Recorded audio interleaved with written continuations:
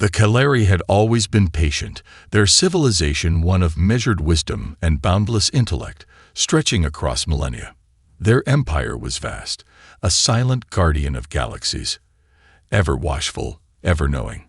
For eons, they had curated the stars like an ancient gardener, tending to life with precision, subtly guiding the evolution of young species, watching them thrive, or withering into dust, as it always went.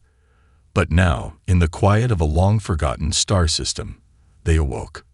In their starry citadel, a Dyson shell constructed around a dying sun, the Kaleri emerged from stasis pods designed to preserve them for millennia. They were not biological beings in the traditional sense. Their bodies, long ago shed in favor of machines, were now complex composites of energy, light, and thought. Their minds, interwoven with quantum processing and cosmic memory banks, were far beyond the reach of any mortal race. They had evolved past the need for physical form, existing as pure sentience, their thoughts like ripples across the fabric of the universe. At the heart of their awakening, the high mind, the collective consciousness of the Kaleri, was the first to stir. It was an ancient thing, built on a foundation of knowledge so vast it had seen the rise and fall of galaxies. The high mind was never alone. It was in constant contact with all those who shared its essence. As the Kaleri awoke, their thoughts converged, rippling through their network, each individual reconnecting with the others in a sublime, harmonious moment of clarity. But as the first reverberations of their shared consciousness spread, something unexpected flickered at the edge of their awareness. A strange anomaly, one that had never been there before. A signal, a disturbance. The Kaleri high mind focused its attention. The disturbance was coming from a distant system. It was an unknown signal, chaotic, erratic, and unlike anything they had encountered. It emanated from a relatively inconsequential planet located in the Sol system, a small, seemingly insignificant world with a curious name, Earth. Curiosity piqued. The Kaleri dispatched an observer probe to analyze this anomaly. Their ship, cloaked in the void of space, was unseen by the primitive sensors of this young world. But the data it gathered was staggering. The inhabitants of Earth had, in a mere 3 centuries, achieved spaceflight, an accomplishment the Kaleri considered a rare event for any species. They'd mastered basic interplanetary travel, began terraforming Mars, and were rapidly developing artificial intelligence and advanced propulsion systems. This was no mere primitive race stumbling through the stars. It was something far more dangerous. The Kaleri had observed countless species, but none had risen this quickly. None had ever advanced this far in so short a time. As the probe continued to collect data, more unsettling details emerged. Humanity's history was brutal and violent, yet they persisted.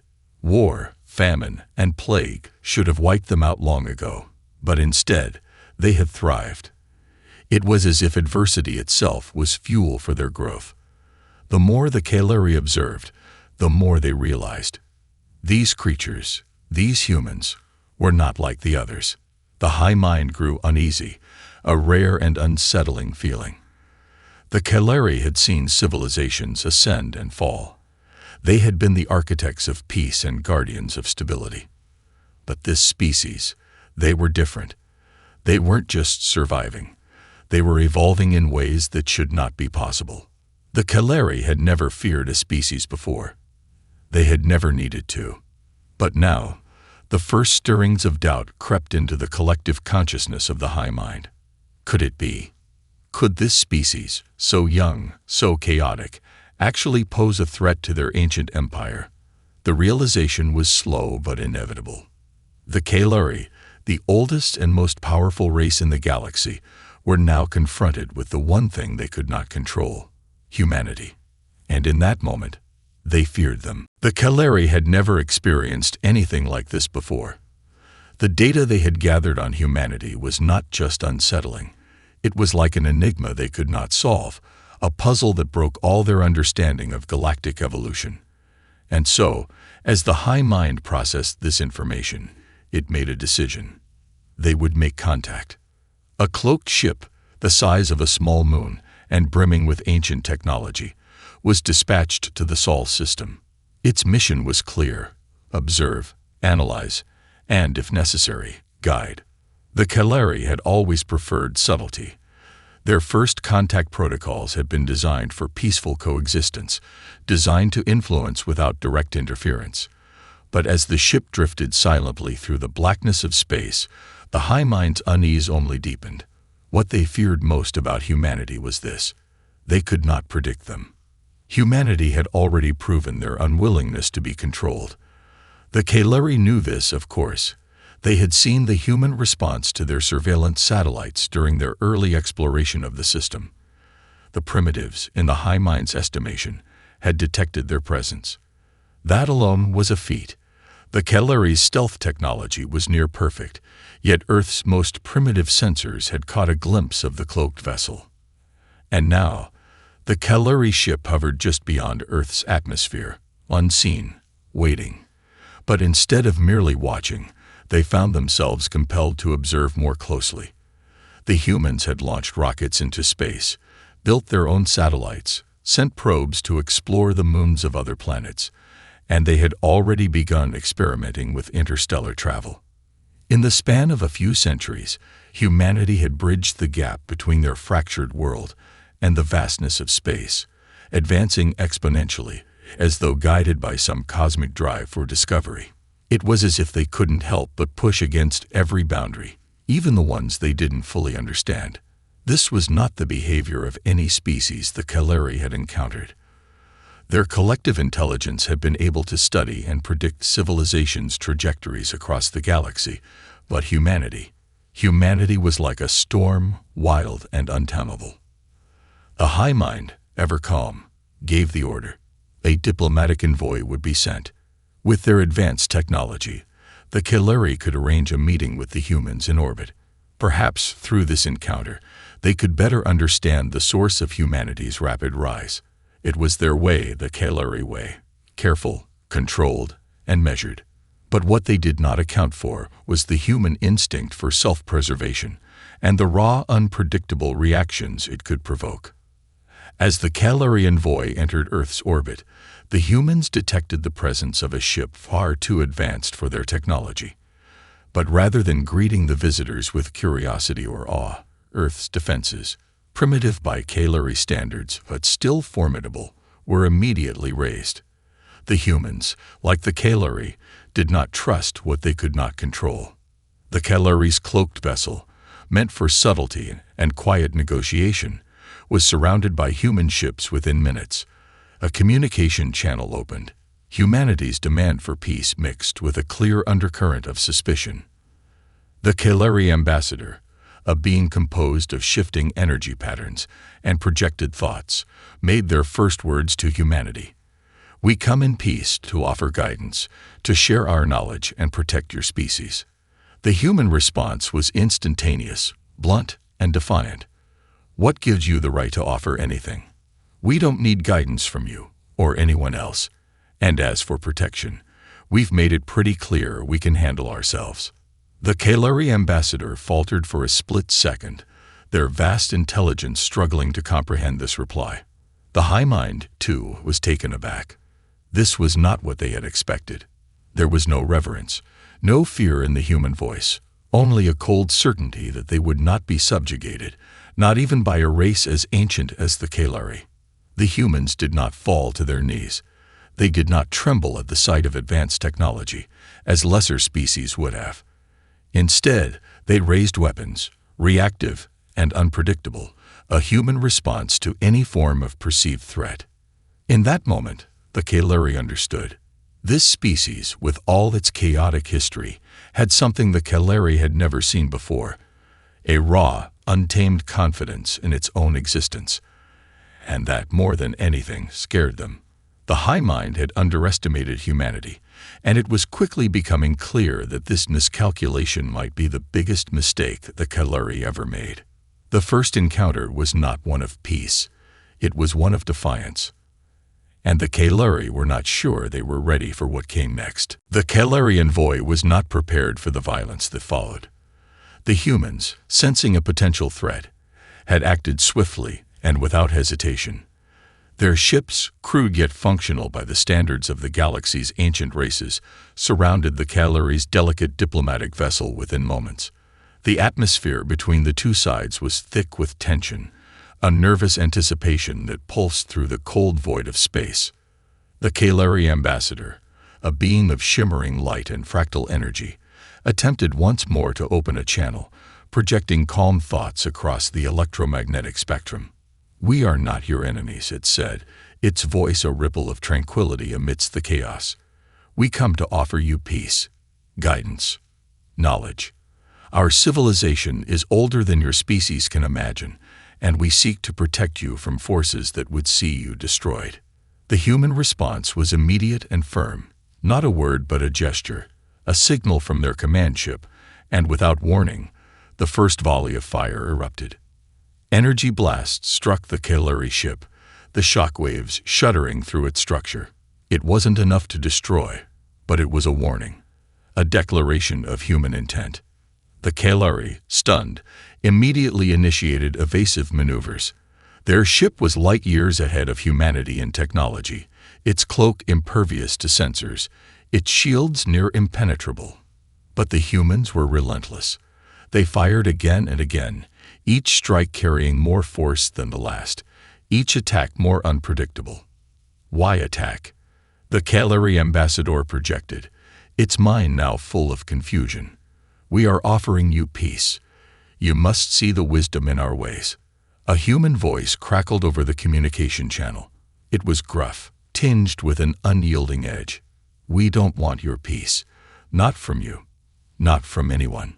You show up in our sky, uninvited, and we'll make sure you know this is our world, not yours." The tone was a shock. The humans, with their seemingly primitive ways, were more than capable of violence, but their defiance, their raw, unrelenting spirit, was what unnerved the Calari. This was not the behavior of a frightened, weak species. These humans had fought wars, and yet their greatest weapon wasn't their ships, nor their technology. It was their sheer refusal to be ruled. The Calari attempted to communicate again, but it became clear that the human fleet was not listening. Humanity wasn't interested in negotiation. They were interested in asserting their sovereignty. Every maneuver, every tactic, screamed one message: "You cannot control us." It was a revelation that cut through the heart of the Calari high mind, a collective intelligence that had seen countless civilizations. The humans did not need guidance or peace. They needed only to be left alone, to chart their own course. The Calari realized, with mounting dread, that their idea of guidance had been completely misunderstood. To humanity, it was not a gift. It was a form of enslavement, and they would not stand for it. In a panic, the Calari ambassador ordered a retreat, but not before taking one final look at the human fleet. The humans, despite their technological inferiority, fought with the tenacity of cornered animals. Their ships, though smaller and slower, were driven by a profound determination that made them seem more dangerous than they were. The Calari's advanced weaponry and shields could repel the blasts, but their resolve was undeniable. The ambassador's mind reeled as the retreating vessel made the jump to deeper space, out of the human's reach. For the first time in the Calari's long existence, they had underestimated a species, and it had cost them dearly. As the Calari ship disappeared into the black void, the high mind began to assess the encounter. One thing was clear: humanity's true strength lay not in its technology, nor in its vast, chaotic history. It lay in something far more primal, a relentless will to survive, a refusal to bow, no matter the cost. The Calari had misjudged them, and now they had made a formidable enemy. The Calari high mind had never known a retreat to feel so bitter. They had been the rulers of the stars for countless ages, their technology unmatched by any species in existence, their wisdom revered across the galaxy.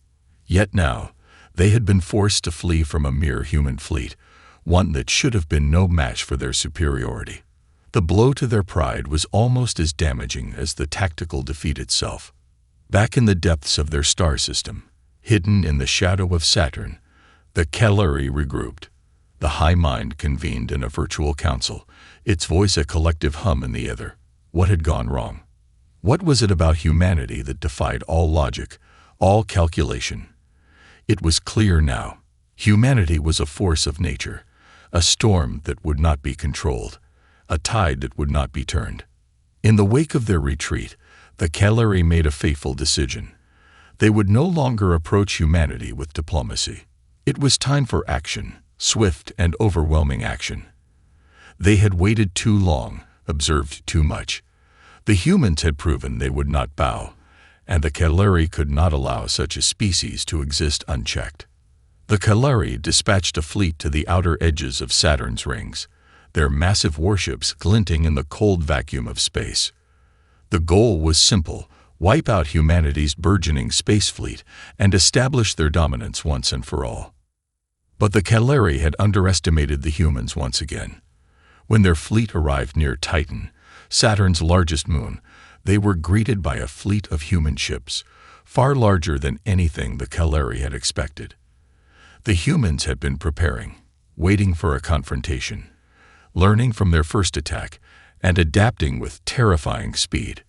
The Calari vessels, sleek and elegant, drifted toward Titan with quiet menace, their weapons charged and ready. But as they approached, their sensors were flooded with interference. At first, the high mind thought it was a malfunction. But then they realized. The humans had adapted. They had devised a weapon that could block the Calari's advanced cloaking systems. Titan's icy surface, a desolate world in the outer reaches of the solar system, had become the stage for a battle of unprecedented proportions. The humans knew the terrain. The moons of Saturn were their playground. They had already planted long-range ion cannons into Titan's surface, and they had laid mines around the moon's orbit, each one primed to disrupt the Calari's delicate quantum systems. The first volley hit hard. The Calari ships, despite their technological might, were forced to retaliate against the unexpected human strategies. The humans didn't engage head-on.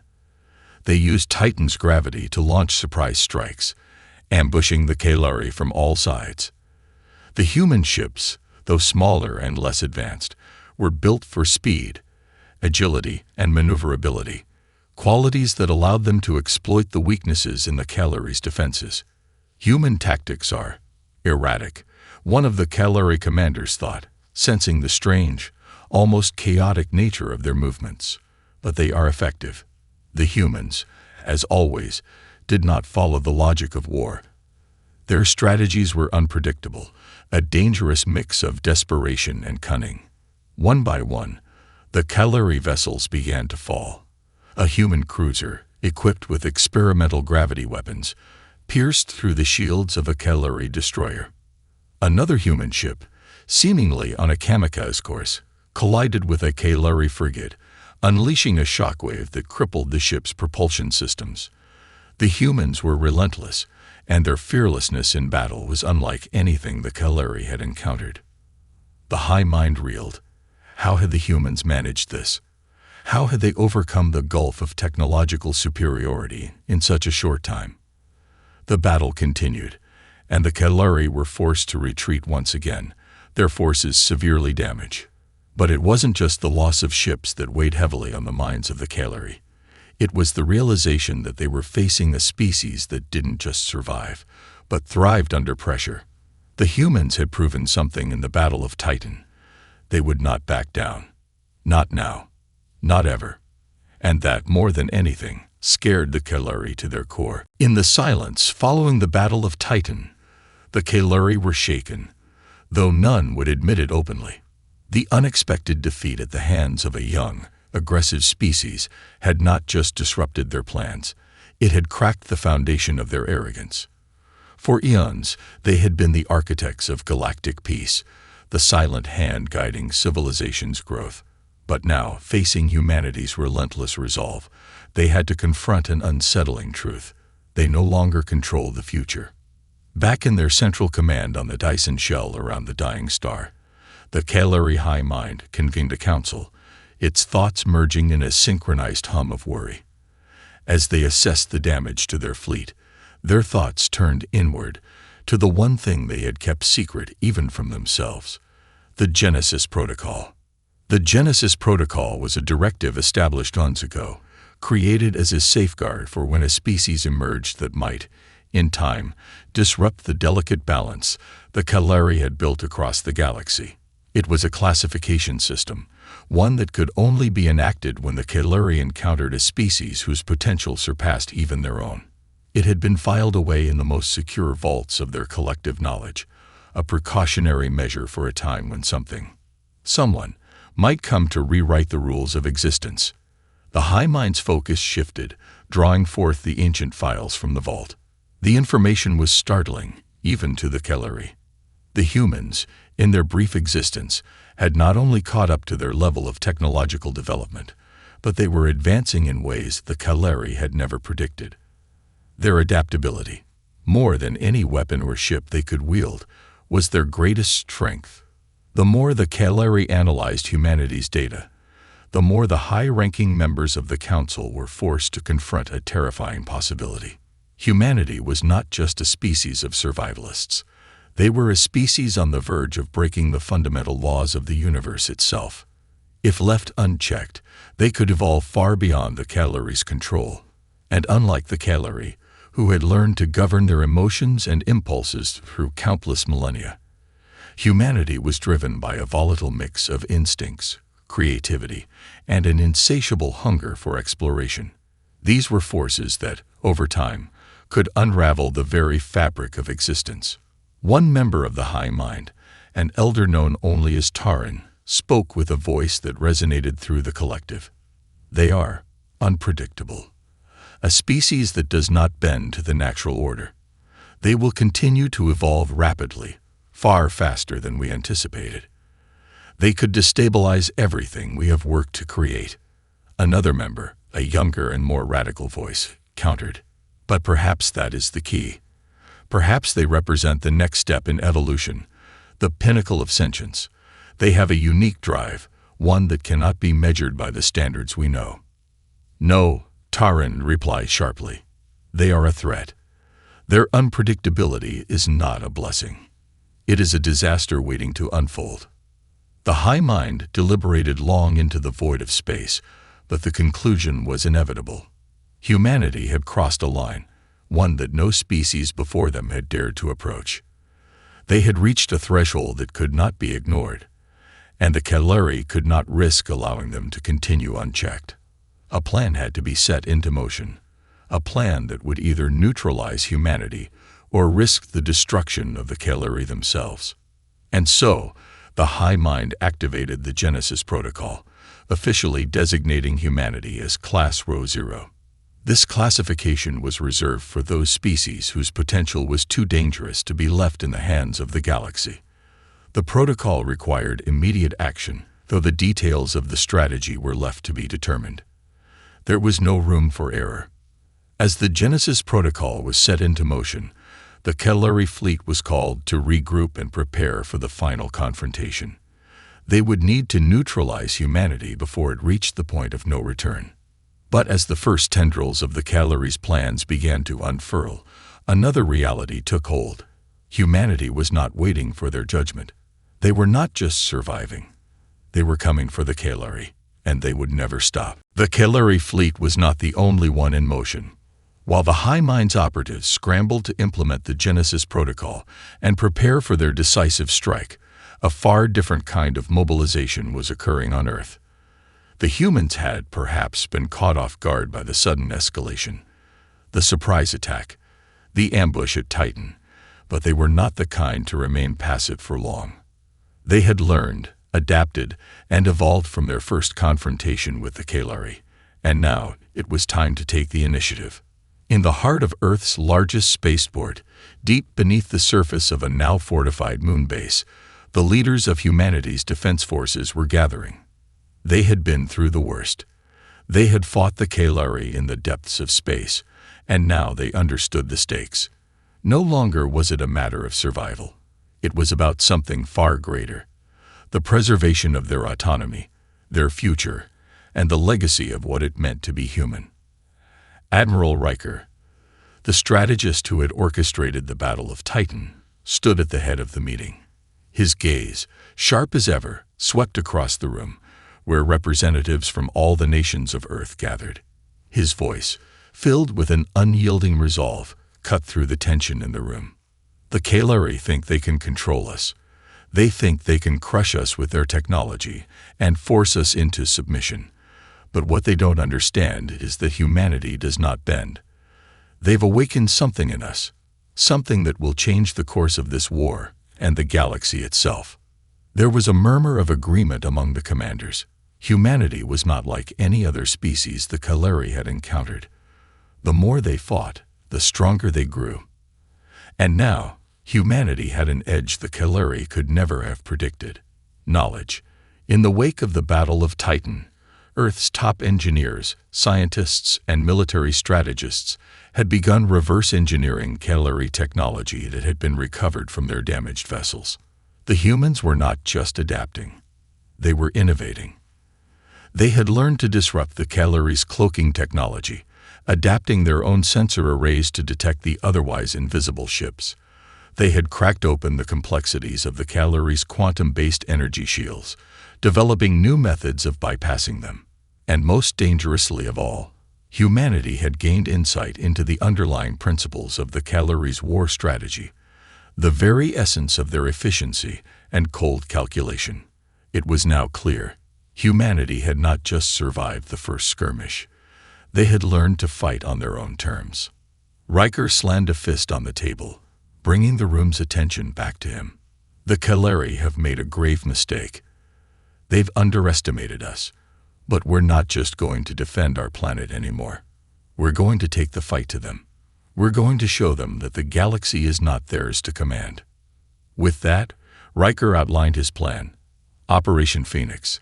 The objective was audacious: to strike at the heart of the Kalari Empire, their Dyson shell, and destroy their primary energy source.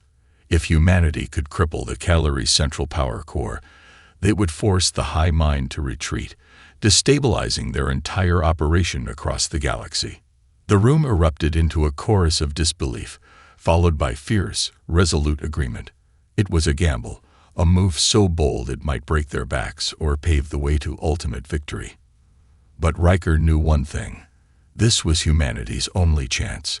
They had no choice but to go on the offensive. Meanwhile, far above Earth, the Kalari were unaware that the very species they had dismissed as an annoyance were now crafting a weapon that would shatter the foundation of their empire. In their arrogance, the Kalari had failed to account for the adaptability of humanity, their refusal to submit. And in doing so, they had created the very weapon they feared most: a rebellion born from defiance, a spark that could ignite a galaxy-wide inferno. And that spark was about to reach its full blaze. Operation Phoenix was more than just a military campaign. It was a symbol of humanity's collective will to break free from the Kalari's looming shadow. The plan was bold, dangerous, and almost certainly a one-way ticket for many of those who would carry it out. But the leaders of Earth had no illusions about what was at stake. This was the last chance to stop the Kalari, to protect their future and the future of every species who had suffered beneath the Kalari's hidden rule. The humans' task was simple in concept: to cripple the Kalari's Dyson shell, the central nerve of their empire's control over galactic energy, by striking at the heart of their power. However, the execution was far more complex. The Dyson shell was not only an energy source, but also a heavily guarded fortress, its defenses reinforced by millennia of technology that humanity could barely comprehend. Still, humanity had proven to the galaxy that they would not back down, and they would fight with everything they had. The fleet humanity had assembled for the assault was a coalition of the best military minds, scientists, engineers, and tacticians humanity had to offer. It was a blend of experimental technology stolen from the Kalari, human ingenuity, and sheer grit. The first waves of ships launched from Earth, skirting the orbit of Jupiter, and using the gas giant's gravity to catapult them toward the heart of the Kalari's empire. The fleet was a mixture of civilian and military vessels retrofitted for war, each ship flying under the banner of humanity's resistance against a common oppressor. Admiral Riker commanded the flagship Liberator, a colossal warship equipped with the latest hybrid technologies.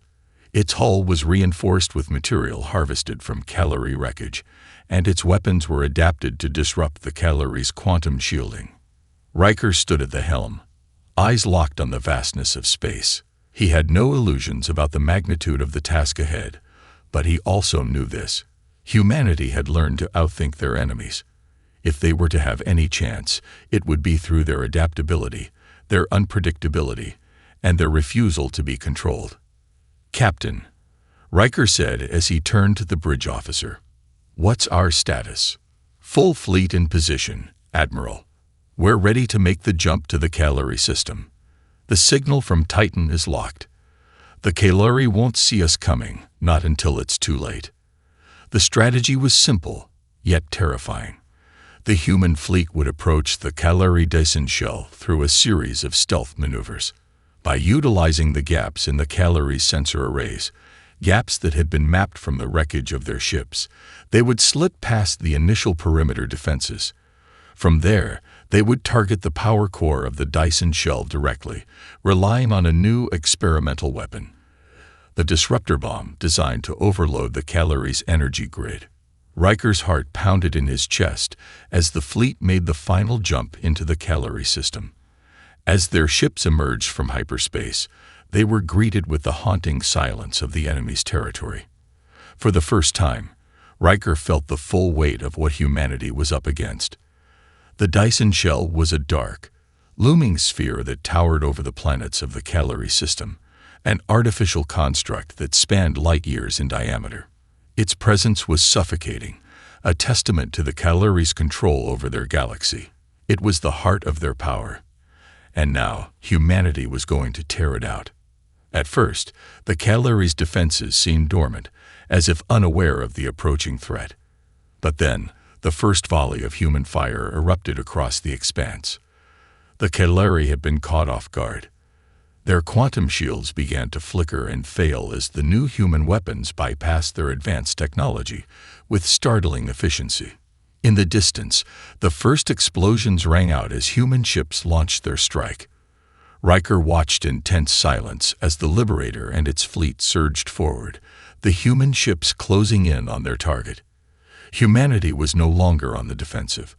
They were striking at the very core of the Callery's power. The high mind of the Callery, now fully aware of the human assault, scrambled to react. But it was too late. The humans had already breached the outer defenses, and the core of the Dyson shell was in their sights. Riker's voice cut through the chaos, calm and commanding. "All ships, prepare to deliver the final blow. This is humanity's moment." The Callery had underestimated the tenacity of humanity. They had thought their power was unassailable, that their ancient technologies were too advanced for any species to challenge. But in doing so, they had forgotten one simple truth. Humanity's greatest weapon was not its technology, but its spirit. And now, as the human fleet descended upon the heart of the Callery's empire, that spirit was burning brighter than ever. The final moments of the assault on the Dyson shell were a blur of fire, chaos, and the unmistakable sense that humanity was on the precipice of something monumental. The Callery's once unshakable fortress trembled under the relentless barrage from the human fleet. Ships that had once been symbols of invulnerability were now burning husks, disintegrating under the sheer force of humanity's ingenuity and desperation. Admiral Riker stood at the command center of the Liberator, his hands gripping the armrests of his seat. His mind raced, calculating the exact moment when they would strike the final blow. The disruptor bombs were in position. Human technology, evolved from the wreckage of 1,000 Callery ships, ready to deal a blow that would fracture the very core of their empire. "Target locked," Riker muttered, his voice cold with determination. "All ships in position," the officer at his side reported. "We're ready to deliver the final strike, sir." Riker nodded, his eyes scanning the view screen as the massive Dyson shell loomed ahead. It seemed impossibly large, a world unto itself. The Callery had built this structure over eons, weaving it into the fabric of their star system, a literal and symbolic monument to their power. The thought that humanity could bring it down in a single strike seemed almost impossible. Yet here they were. "Prepare to fire," Riker ordered, his voice unwavering. In that instant, the ship's weapon systems fired in unison. The disruptor bombs, armed with the most advanced experimental technology humanity had ever developed, tore through the space between them and the Dyson shell. Time seemed to stretch as the bombs sailed toward their target, each second laden with the weight of human hope and resolve. The first bomb struck. The space around the Dyson shell shimmered, the energy shields flickering as they tried to absorb the impact. But the shields were already weakened by the earlier assault. The bomb detonated with a violent burst of light, a wave of energy that rippled across the shell. A deep, resonating hum followed. And then, silence. For a long moment, nothing happened. Then the second bomb hit. A massive explosion erupted from the heart of the Dyson shell, the force sending shockwaves through space. The Kalari shields, their once impenetrable defense, buckled under the strain. The shell's core was destabilizing, the massive energy conduits that powered the entire structure shuddering and cracking like ancient bones. The Kalari's greatest achievement, an empire built on the energy of stars, was now crumbling from the inside out. The human fleet surged forward, the momentum of their attack unstoppable. As the Kalari ships attempted to regroup, many of them detonated in a desperate, but futile, attempt to halt the inevitable. But humanity was already inside the breach. "Target the energy core," Riker commanded, his voice sharp. "We finish this now." In the heart of the Dyson shell, deep within the labyrinth of Kalari technology, the energy core began to collapse in on itself. The process was quick, too quick for the Kalari to stop, too late for any of their high-ranking officers to intervene. It was a chain reaction. The bombs, the human fleet's relentless assault, the ingenuity of Earth's finest minds, all of it working in harmony to destroy the source of the Kalari's power. The collapse reached a critical point, and a flash of light brighter than any star erupted from the center of the Dyson shell. The shockwaves spread outward, engulfing everything in its path. The Kalari's empire, their centuries of dominance, disintegrated before the human resolve. Back on Earth, the news was broadcast across the globe. The Kalari, the ancient, feared rulers of the galaxy, had fallen. In a single coordinated strike, humanity had toppled an empire older than their own species, forever altering the course of galactic history. Admiral Riker stood silently on the bridge of the Liberator, watching the aftermath unfold. He knew the battle was over, but the war had just begun. The Kalari might be defeated, but their influence stretched far beyond their home system.